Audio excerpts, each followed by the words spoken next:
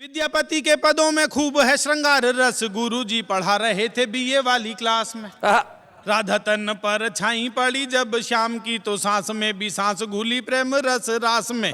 पद को पढ़ा के रास्ते से गुजरे गुरुजी, एक छोरा छोरी बैठे देखे पास पास में। छोरा बोला क्लास में ये समझी ना पद भाव, इसीलिए समझा रहा हूँ इसे घास में, इसीलिए समझा रहा हूँ इसे घास में। कॉमेडी के वीडियोस देखने के लिए हमारे चैनल को लाइक और सब्सक्राइब करें।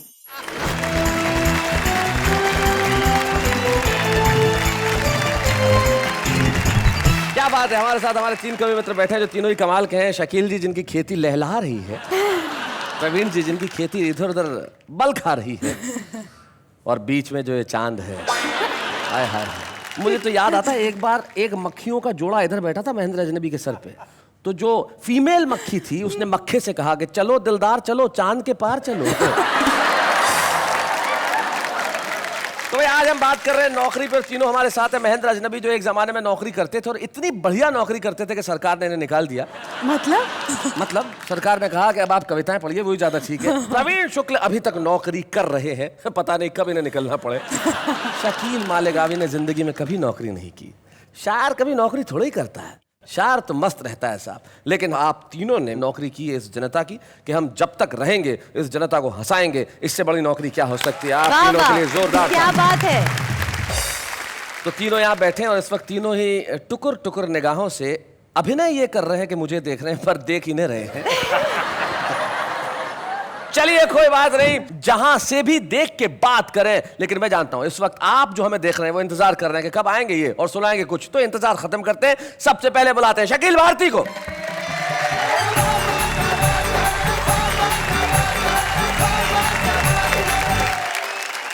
बज गई तालियां। अच्छा लगा मुझे, क्योंकि ये बात मेरी पत्नी भी जानती है कि हम कवियों का पेट तालियों से भरता है। कभी कभी तो यूं होता है, मैं घर जाता हूं तो बीवी ताली बजा देती है, मैं समझ जाता हूं आज खाना बना नहीं। हमारे यहाँ शादियां भी होती है ना, 10-12 मेहमान तालियां बजाते हैं, 100-150 खा के निकल लेते हैं। हम नौकरी कहाँ करते हैं, जहाँ खड़े होते हैं कविता सुनाते हैं, कैश मिल जाता है। इधर काम इधर तनख्वाह, ना कोई लाइसेंस है ना कुछ है। कभी कहीं भी खड़ा हो जाता है जी, कहीं से भी अपनी पंक्ति शुरू कर देता है, जैसे मैं अभी शुरू करने वाला हूँ। करिए, शेर सुनाऊं? सुनाइए। कोई गरीब ना होता, कोई सेठ ना होता। अच्छा वाह। नहीं, शेर बोल रहा हूँ। कोई गरीब ना होता, कोई सेठ ना होता, अगर आदमी को ये पेट ना होता। क्या बात है, वाह वाह वाह वाह, बात कह दी। बहुत अच्छे। कोई गरीब ना होता, कोई सेठ ना होता, अगर आदमी को ये पेट ना होता, करीना कपूर मेरी होती। अच्छा, आई लव यू बोलने में अगर लेट ना होता।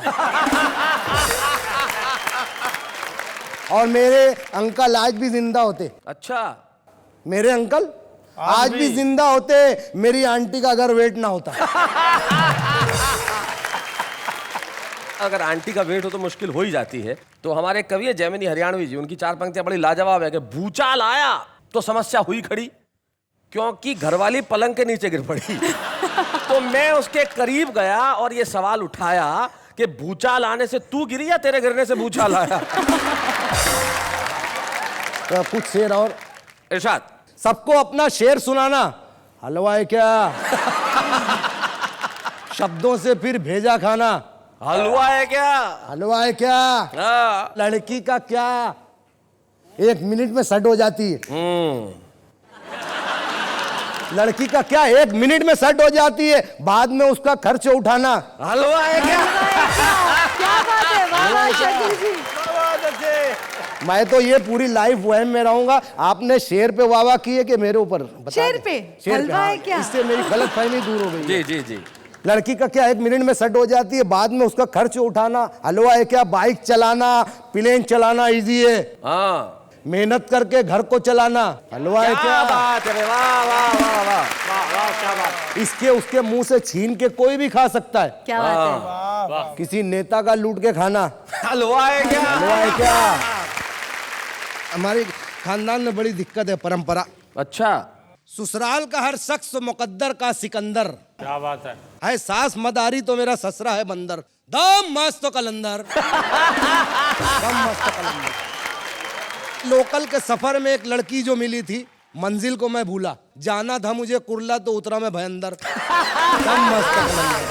दम मस्त कलंदर। वाह वाह वाह वाह। कट रही है जिंदगी अपनी बड़े ही शान से, ईमान से। मैं कमा लेता हूँ 200 आज भी लोबान से, ईमान से। ईमान से। फायदा इतना हुआ है खुद के दस्तरखान से, ईमान से। अपने घर बुलवा के मैंने खा लिया मेहमान से, ईमान से। आपको भी दावत दे रहा हूँ, कभी आए। अपने घर बुलवा के मैंने खा लिया मेहमान से, ईमान से। और जब से पत्नी को बिना मेकअप के देखा रात में, बरसात में, डर जरा सा भी नहीं लगता अब शैतान से, ईमान से। डर जरा सा भी नहीं लगता अब शैतान से, ईमान से। ये मेरी पत्नी की बात है, आप बार बार वाह वाह कर रहे हैं। आखिरी शेर मेरी ख्वाहिश है ये कि कतरीना कैफ से शादी रचाने के लिए, मनाने के लिए, अच्छा, चाहे अब लड़ना पड़े अल्मानिया सलमान से, ईमान से।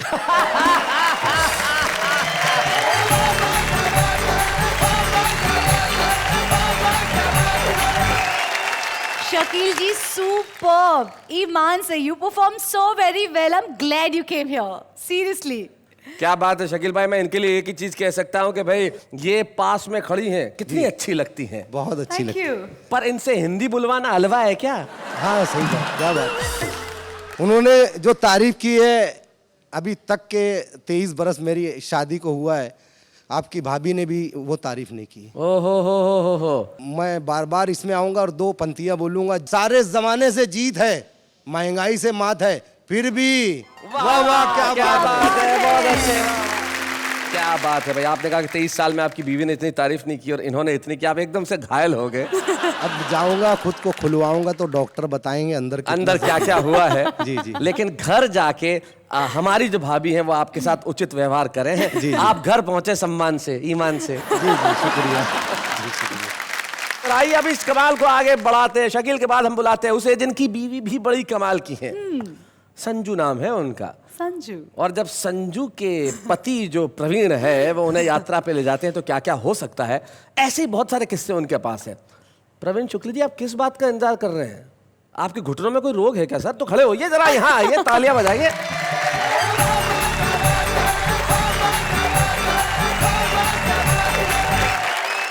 देखिए आजकल नौकरी में बड़ी बड़ी दिक्कतें हो जाती हैं। मैं तो दिल्ली में पढ़ाता हूँ एक जगह पर। अभी पिछले दिनों हमारे यहाँ एक नए चपरासी की नियुक्ति हो गई। आप पढ़ाते हैं तो दिक्कत आपको थोड़ी है, उनको दिक्कत है जो पढ़ रहे हैं।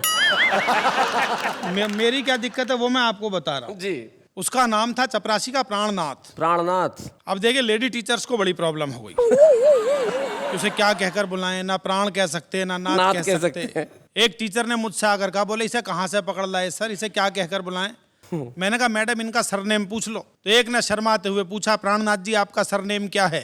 तो बोला जी स्वामी। बोले रे घर का नाम ही बता दे। बोला जी बलमा। बोले मोहल्ले वाले क्या बोलते हैं? बोला जी साजन। धारावाहिक था अगले का पूरा का। मैंने तो देखा जब मैं जाता हूँ कई बार कॉलेज, आजकल एक टीचिंग क्लास में होती है, एक टीचिंग उसके बाद में होती है जी। उस पर एक छंद सुनिएगा। सुनाइए। कि विद्यापति के पदों में खूब है श्रृंगार रस, गुरुजी पढ़ा रहे थे बीए वाली क्लास में।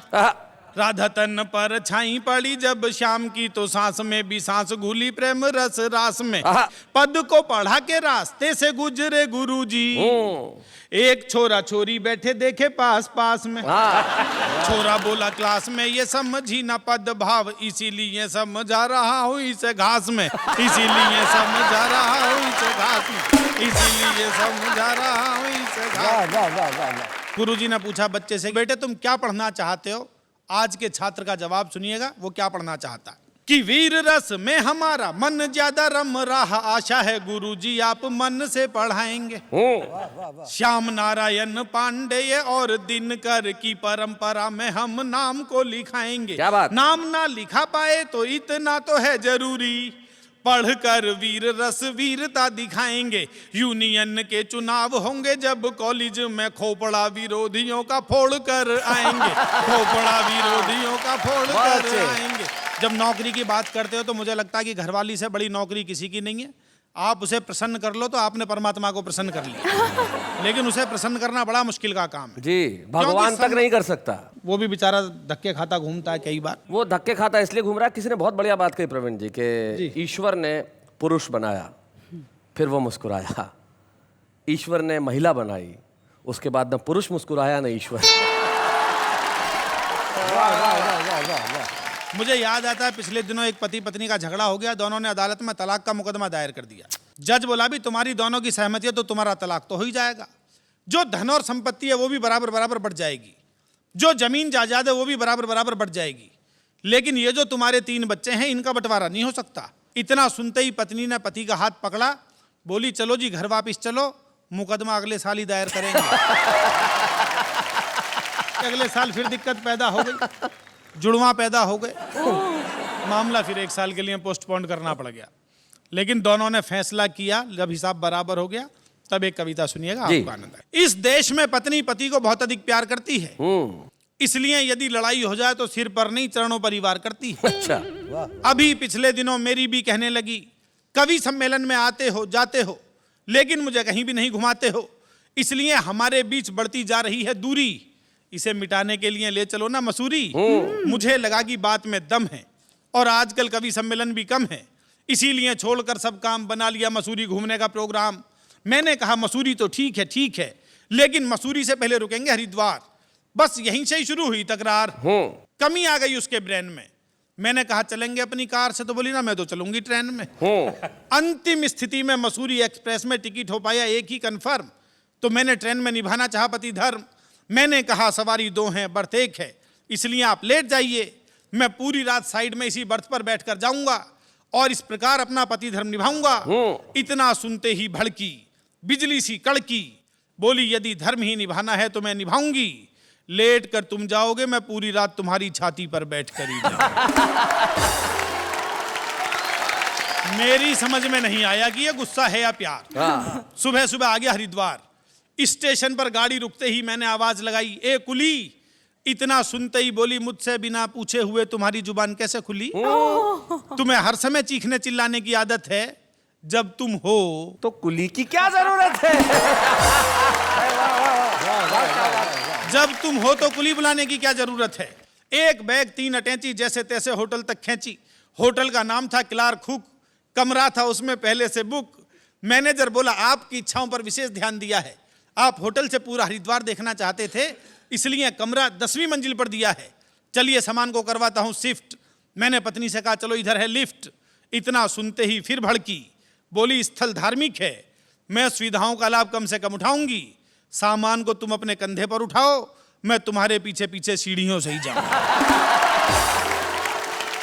160 सीढ़ियां चढ़ते चढ़ते निकल गया दम। अब उसका इलाज करने के बारे में सोचने लगे हम। अगले दिन सुबह सुबह पहुंच गए गंगा किनारे और नहाने के लिए जैसे ही कपड़े उतारे, मैंने उससे कहा बहाव बहुत तेज है, किनारे पर ही नहाना, धारा के बीच में बिल्कुल मत जाना। इतना सुनते ही उसने डुबकी लगाई और फिर ऊपर ही नहीं है।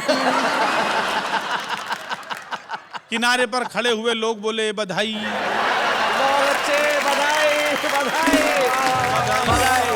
मैंने कहा भैया किस बात की बधाई? 2 दिन से सब कुछ उल्टा कर रही है, इसलिए गंगा में आगे की ओर नहीं होगी, गोता लगाकर देखो पीछे की ओर ही वही हो। गोताखोरों के दिमाग की नसें उस समय हिली जब हरिद्वार में डूबकर ऋषिकेश में तैरती हुई मैं। सभी ने उड़ाई हमारी खिल्ली, जैसे तैसे लौट कर आए दिल्ली।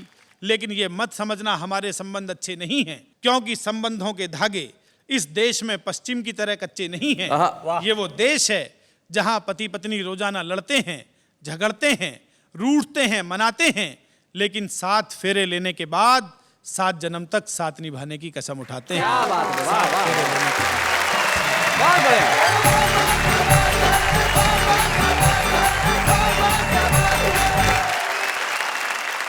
प्रवीण जी आपने बहुत अच्छी बात कही।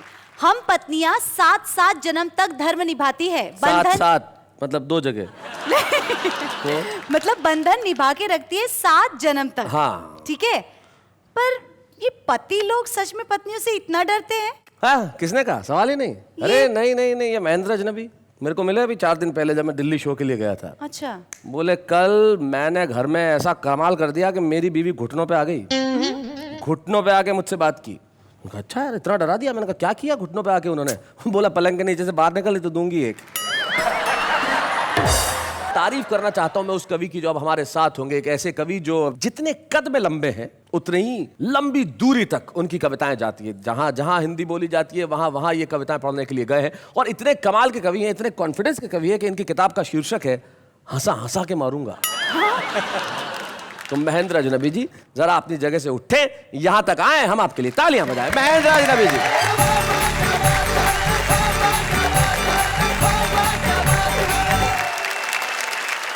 एक दो छोटी छोटी कविताएं मैं भी आपको सुनाऊंगा, पसंद आएंगी ठीक है, नहीं तो 3-4 और सुनाऊंगा। हम कवियों के साथ क्या क्या हो जाता है कि सड़क पर दौड़ते हुए एक आदमी को हमने रोककर पूछा कहाँ? बोला आत्महत्या करने। मैंने कहा इतनी सी बात तो मैं तुम्हारे बहुत काम आ सकता हूँ, तुम्हें अपने साथ किसी कवि सम्मेलन में ले जा सकता हूँ। मैं बोला बस बस रहने दीजिए, ये जुर्म मत कीजिए, आपको मालूम है मैं आत्महत्या करने क्यों जा रहा हूँ? बात यह है कि मैं अभी अभी तो एक कवि सम्मेलन से छूट कर आ रहा हूँ। बहुत अच्छे। जब मैं नौकरी किया करता था जी, पढ़ाता था बच्चों को, बच्चे कितने उस्ताद हो गए हैं, कभी कभी किसी बात का क्या जवाब दे। मैं परीक्षा की कॉपी जांच रहा था। अच्छा। बच्चे को जवाब आता नहीं था जो प्रश्न दे रखा था। किन्हीं नेताजी का नाम लिखा हुआ था, बड़ा अटपटा सा नाम लिखा था, फलाने नेता कौन है? बच्चे ने लिख रखा था ये बहुत ही जहरीला कीड़ा होता है, खेतों में पाया जाता है, हरे रंग का होता है और जिस फसल के ऊपर लग जाए उसे नष्ट करके ही छोड़ता है। क्या बात है, बहुत अच्छे। मैं आ रहा था अभी यहाँ स्टूडियो में तो आगे आगे एक मेटाडोर जा रही थी, पीछे एक शेर लिखा हुआ था हम भी प्यार करते थे, चांदनी से दिल लगाने लगे, अपनी किस्मत ही खराब थी, मेटाडोर चलाने लगे। आपको अपनी लंबाई की वजह से कोई दिक्कत नहीं होती अजनबी जी? नहीं दिक्कत तो होती है। अच्छा। एक बार सब्जी वाले के पास गया, मैंने कहा भैया ये नींबू क्या भाव दिया? उसने कहा बैठ के देखो संतरे हैं। एक कविता सुनाना चाहता हूँ आप लोगों को। कवियों के साथ बड़ी दिक्कत वाली बात यह होती है कि अगर कोई कवि को ठीक से नहीं सुने, हूट कर दे, तो उसे सदमा लग सकता कवि को। भाई साहब जी, मुझे सदमा लगा तो मेरी याददाश्त चली गई। अच्छा। उस याददाश्त के जाने की कहानी आपको सुना रहा हूँ। जी सुनाइए। कि एक कवि सम्मेलन में मुझे श्रोताओं ने इस कदर हूट कर डाला कि हादसे से मेरी यादों का निकल गया दिवाला। तब से बिना निमंत्रण के ही हर प्रोग्राम में पहुंच जाता हूँ। हालत इतनी खराब है जहां भी पंडाल लगा दिखता है कवि सम्मेलन समझ के घुस जाता। कभी तो अपने स्कूल जाकर बच्चों को कविताएं सुनाने लगता हूँ, कभी मंच से ही श्रोताओं को हिस्ट्री पढ़ाने लगता हूँ। एक बार तो गजब बड़ा कर दिया, जो श्रोता कवि सम्मेलन में लेट आए थे मैंने उन्हें कुर्सी पर ही खड़ा कर दिया। अपने बिगड़े हालात का ज्यादा बयान क्या करना है, मुझे यह भी ध्यान नहीं रह पाता कि कितनी देर पढ़ना है। एक जगह तो मैं पढ़ता गया, 1 घंटा हो गया, 1.5 घंटा हो गया, श्रोता बोर हो गए। मैंने बाद में उनसे माफ़ी मांगी। मैंने कहा माफ़ करना, आज मेरे हाथ में घड़ी नहीं थी। एक श्रोता खड़ा होकर बोला पीछे कैलेंडर लगा हुआ था, वही देख लेता।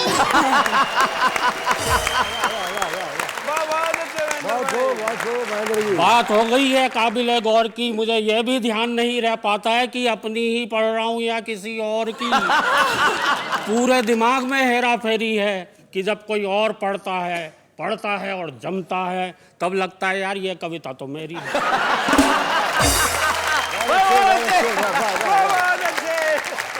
एक जगह तो मैंने जेब से कागज निकाल के पढ़ना शुरू किया।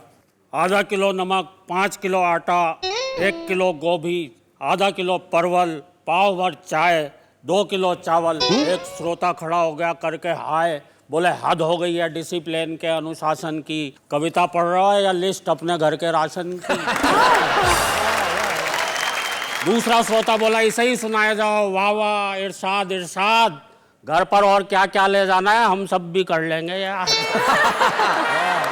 वैसे मियाँ आप किस फरेब में हैं? ऐसी एक एक कविता तो हम सबकी जेब में है। घर वाले भी मुझसे कुछ नहीं कहते हैं, क्योंकि मैंने एक दिन अपनी पत्नी से पूछ लिया था, ये घर में महेंद्र अजनबी कौन है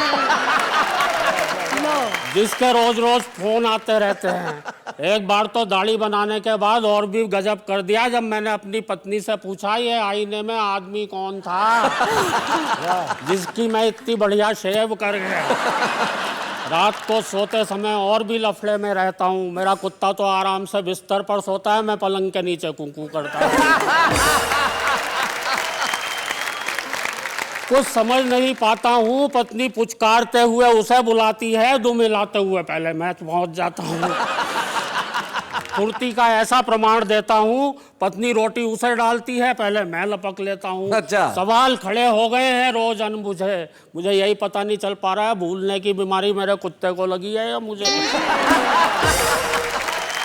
और मित्रों, भूलने का आलम यह है, सड़क पर खड़े हुए तो चलना भूल गए, कुर्सी पर बैठे तो उठना भूल गए, तेल हाथ में लिया सर पे मलना भूल गए, और दोस्तों गंजे भी इसलिए हो गए क्योंकि मेरे सर के बाल उगना भूल गए। पत्नी बोली एक बार, मेरे भरतार हेल्प करा दो, गीले कपड़े ऊपर फैला दो। ऊपर जाते ही दिमाग भटक गया, मैंने कपड़े तो चारपाई पर पटके खुद तार पर लटक गया। टूट गई टांग, डॉक्टर आया, प्लास्टर चढ़ाया, डॉक्टर भी था होशियार, भुलक्कड़ों का सरदार, गजब ही ढा दिया, टूटी दाई टांग थी, प्लास्टर बाई पर चढ़ा। और दोस्तों, भूलने पर इससे बड़ी बात कोई कह नहीं सकता जो मैं कहने जा रहा हूँ। क्या बात है? मैं क्या कहने जा रहा था ये तो भूल ही गया। लेकिन दोस्तों, मेरे भूलने पर ज्यादा मत जाइए, कविता समाप्त हो गई है, तालियां बजाइए। लेकिन मित्रों, कविता तो शुरू होती है अब। मैं ही नहीं, ये सारे कवि, आप और हम सब ना जाने किन ख्यालों में झूले हुए हैं। हम सभी कुछ ना कुछ भूले हुए हैं। हम भूल गए हैं आपस का प्यार, हम भूल गए हैं मेहमान का सत्कार, आए दिन टूटने वाले घर बार, हम भूल गए हैं संयुक्त परिवार। और बता रहा हूं आपको घर घर का संताप, पत्नी आते ही लोग भूल जाते हैं माँ बाप, लोग भूल जाते हैं अपना दीनो ईमान, लोग भूल जाते हैं बीमार माँ की दवा, हम सब भूल चुके गांव की ताज़ा हवा, और हाय रे टीवी की ऐसी रवानी, बच्चे सब भूल चले दादी नानी की कहानी। क्या बात है भाई, वाह वाह वाह। राजनीति के हो चले खौफनाक इरादे, नेता जीतते ही भूल गए अपने किए वादे, नफरत का चढ़ चुका ऐसा जुनून है, हम सब भूल गए कि सबका एक जैसा खून है, और कहने को अब कुछ भी नहीं है शेष। दोस्तों, भूलों की इस भूल भुलैया में हम सब भूलते जा रहे हैं अपना देश। क्या बात है, वाह वाह वाह वाह, बहुत बढ़िया।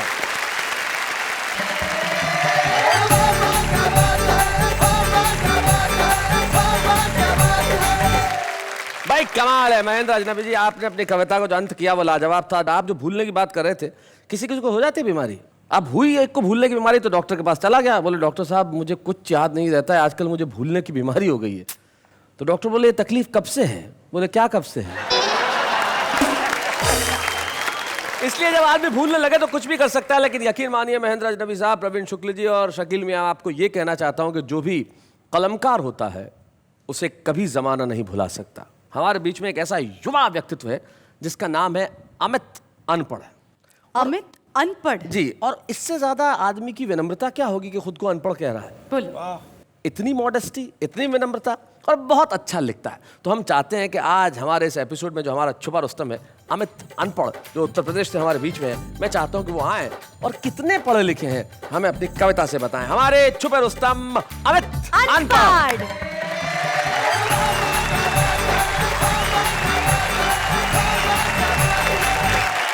चार पंक्तियों से बात शुरू करता हूँ जी।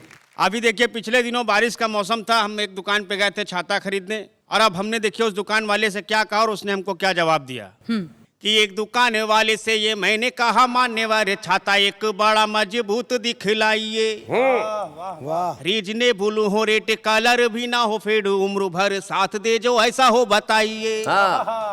तो बोला ये दुकानदार छाता ये चलेगा खूब आइडिया, बस आप मेरा अपनाइए, सावधानी तनी सी बस किए रहिएगा, धूप बरसात में ना इसको लगाइए।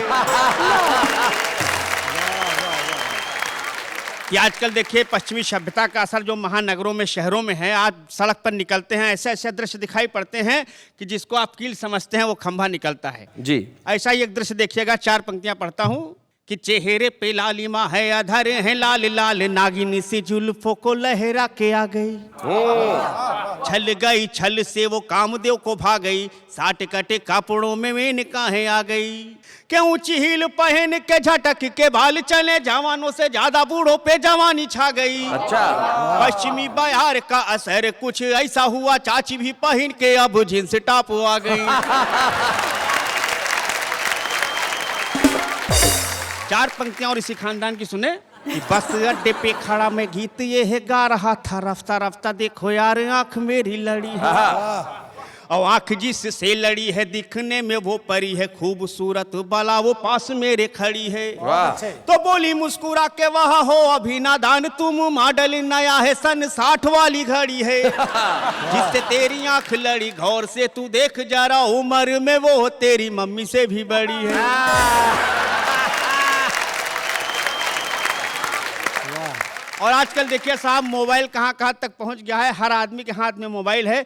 4 पंक्तियां मैं मोबाइल पे पढ़ता हूँ, सुने कि एक भिख मंगा के मेरे द्वार पर बोला, भूखा हूँ मैं बेटा जरा कुछ तो पसीजिए, मैंने कहा भाई अभी भोजन पका नहीं है, अगले मकान में जुगाड़ कर लीजिए। तो भिखारी ये बोला थोड़ी देर बाद आ जाऊंगा, मोबाइल नंबर हमारा नोट कीजिए, खाना बन कर जब हो जाए तैयार सर, बस आप एक मिस कॉल मार दीजिए। और 4 पंक्तियां अंतिम पढ़ के अपना स्थान लेता हूं कि आजकल देखिए जब पति पत्नी में झगड़ा होता है तो पत्नियां अपने गुस्से को किस तरह से प्रकट करती हैं। बताइए। कि मायके जाना, हाँ आपके लिए विशेष है जी। मायके जाने की अनुमति यदि ना मिले तो कुकर कढ़ाई भगोने से भीड़ती हैं ये, जिस दिन पानी की समस्या अति हो बिकट, उस दिन साबुन पे टूट पड़ती है ये, कि अपने पितावा भाई को ही मानती हैं तो उपदेशी कट्टे जैसा पति को समझती हैं ये, शादी के ही साल बस माधुरी सी लगती हैं, उम्र भर शशिकला भांति लड़ती हैं ये। बहुत बहुत धन्यवाद। अमित अनपढ़ आपने बहुत बहुत बढ़िया ढंग से सुनाया, और कौन कहता है कि आप अनपढ़ हैं। आज हमें बड़ी खुशी है कि आप छुपे रुस्तम सेगमेंट में आए, और निश्चित तौर पे आज आप यहाँ से सारे देश को मिले हैं जो आज भले ही अनपढ़ हो, कल पढ़े लिखे लोग भी कहें कि अनपढ़ हो तो ऐसा। तो आज हम अमित अनपढ़ को एक प्रोत्साहन चिन्ह देना चाहते हैं। वाह वाह क्या बात है किस्मत।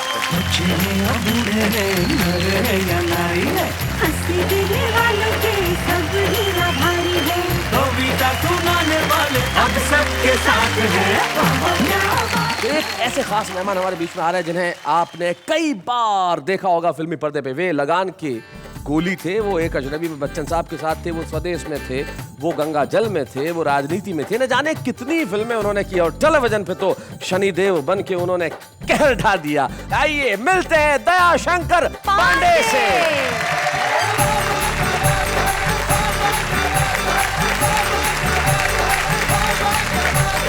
भाई आपने हमारी इतनी तारीफ की है तो आप कहिए आप कौन सी कविता सुनना चाहेंगे? वैसे हमें एक ही कविता आती है। अरे तो फिर पूछ क्यों रहे हो? तो भाई आपने हमारी इतनी इज्जत की है तो पूछना तो पड़ेगा ना। नहीं तो अभी आप अपनी सिर्फ उस एक कविता की इज्जत करिए और सुनाइए। तो ठीक है, हम आपको अपनी किताब से एक कविता। अपनी किताब? आपने किताब लिखी है? क्या बात है? लिखी नहीं है भाई, हमने खरीदी है। तो अब अपनी कविता कथा शुरू कीजिए। पहले दिल की बात जुबान पर आने के लिए जवानी बीत जाती थी, आजकल दिल की बात डायरेक्ट मोबाइल मैसेज पर आ जाती है और मैसेज से सीधे एमएमएस तक पहुंच जाती है। जी। आज की कविता का शीर्षक है मोबाइल। लगता है मोबाइल का आविष्कार जरूर किसी महिला ने ही किया होगा, क्योंकि हर पत्नी को एक ही ख्याल आता है कि ऑफिस के बाद उसका पति कहाँ जाता है। वर्षों महिलाओं ने शाम के सूनेपन को जिया जी। फिर पति का इंतजार करने के बजाय मोबाइल का आविष्कार किया बहुत अच्छे।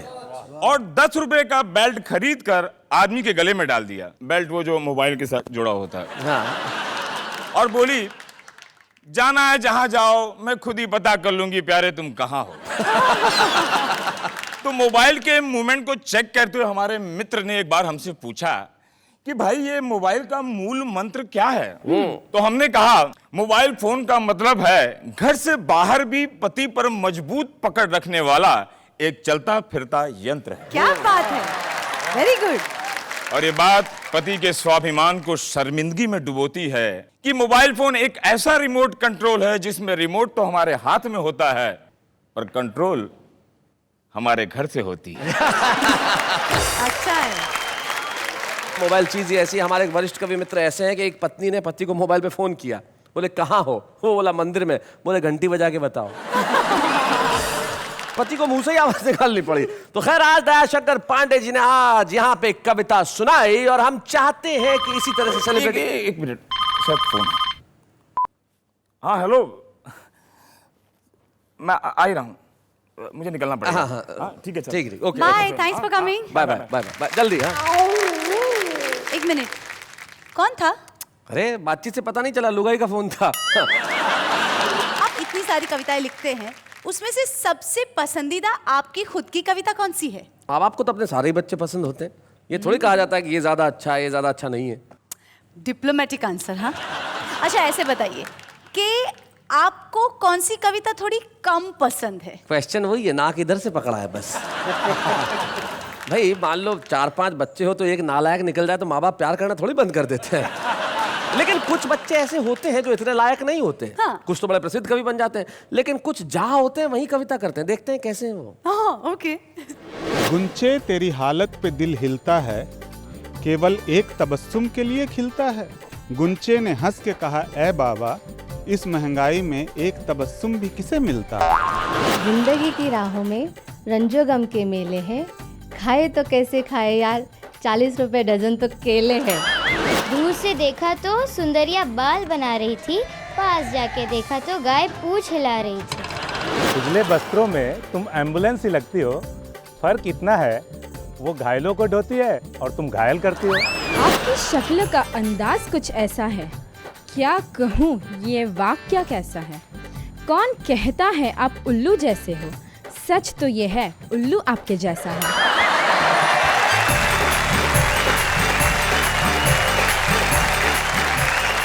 तो हमने सुनी ये उन लोगों की कविताएं जो कवि नहीं। आज ये बड़े आम है, लेकिन इन्हीं में से कुछ लोग खास बन जाते हैं। और आज मुझे बड़ी खुशी है कि इस मौके पे, वाह वाह क्या बात है कि इस मंच पे हम जब एक सृजनकर्ता का सम्मान करते हैं, आज बारी है उस सृजनकर्ता की जिसने न लोगों को हंसाया बल्कि बहुत सारे जहन में उनके सवाल भी सौंपे। एक ऐसा कवि जो देश के लिए सोचता है, एक ऐसा कवि जो समाज के लिए सोचता है और बहुत सहज ढंग से अपनी बात कह देता है। हमारे बीच में आज हमारे सम्मान के पात्र हैं महेंद्र अजनबी।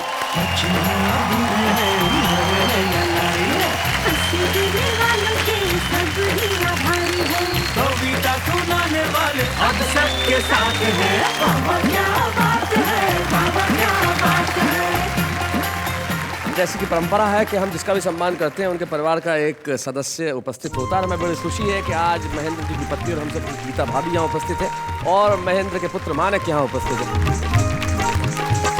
जिस वक्त आपकी शादी हुई महेंद्र अजनबी से, तब भी ये कवि थे? हाँ। आपने फिर भी हाँ किया उस वक्त? और क्या। क्या बात है। एक कवि होने के नाते कवि को ही पसंद किया था मैंने। एक कवि को पसंद किया, मतलब आदमी तो जैसा है वैसा है। कुछ खास बात, इनकी भूलने की बात कर रहे थे आप, क्या कहती हैं? भूलने की बीमारी से मैं हूँ इतनी परेशान, ये सोचकर कि कहीं हमें ही ना भूल जाए, हूँ मैं इतनी हैरान। अरे मानक, कोई ऐसा क्षण, कोई ऐसा मोमेंट आया मानक जब तुम्हें लगा कि इस वक्त अगर पापा नहीं होते तो ये काम शायद नहीं होता, इनका होना बड़ा जरूरी है? मतलब गिनना मुश्किल है तो इसलिए मैं गिनवाना नहीं चाहूँगा, क्या बात पर है? ये कह सकता हूँ कि मैं आज बहुत ही गौरव के साथ कह सकता हूँ कि मैं इनका बेटा हूँ। क्या बात है, वाह वाह वाह वाह। क्या बात है।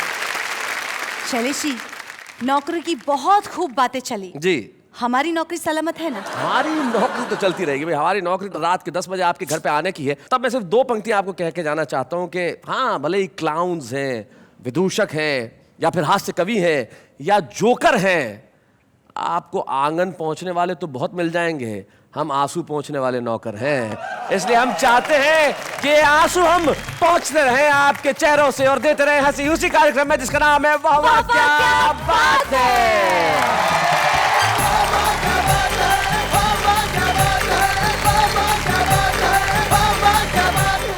कॉमेडी के वीडियोस देखने के लिए हमारे चैनल को लाइक और सब्सक्राइब करें।